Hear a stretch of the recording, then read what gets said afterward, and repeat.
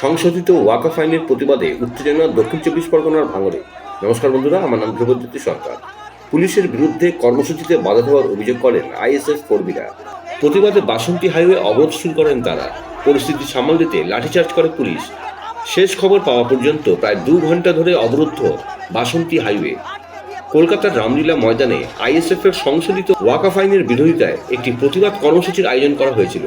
সেখানে যোগ দিতে ভাঙড় থেকে দলীয় কর্মীরা হাজির হচ্ছিলেন। বাসন্তী হাইওয়েতে তাদের বাধা দেওয়া হয় বলে অভিযোগ। পুলিশের বিরুদ্ধে অভিযোগ করেন আইএসএফ কর্মীরা। ভাঙড়ের ভোজেরহাট এলাকায় শুরু হয় অশান্তি।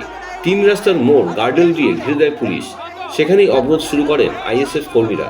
পুলিশের সঙ্গে ধস্তাধস্তি শুরু হয় আন্দোলনকারীদের। ছত্রভঙ্গ করতে পুলিশকে লাঠিচার্জ করতে হয়।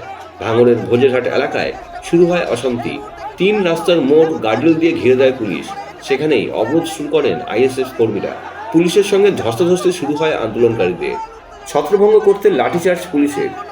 আমরা যাচ্ছিলাম, হঠাৎ এখানে পুলিশ আটকে দিয়ে বলছে এখানে পারমিশন নেই, করতে পারবে না। নেতারা আসছে, অন্য জায়গায় আসছে, আমরা সেখানে যাবো। আমরা সেখানে যাবো, আমাদের উদ্দেশ্য আমাদের ওখানে হবার কথা ছিল, আমরা সেখানেই যাবো।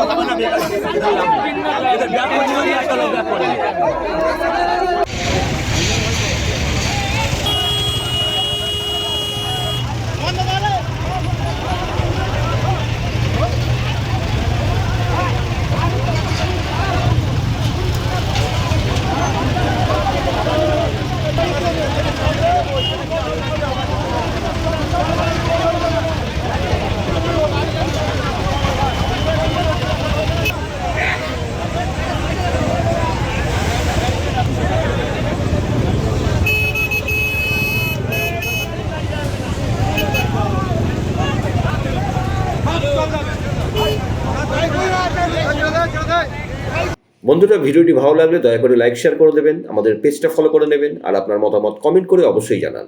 ধন্যবাদ।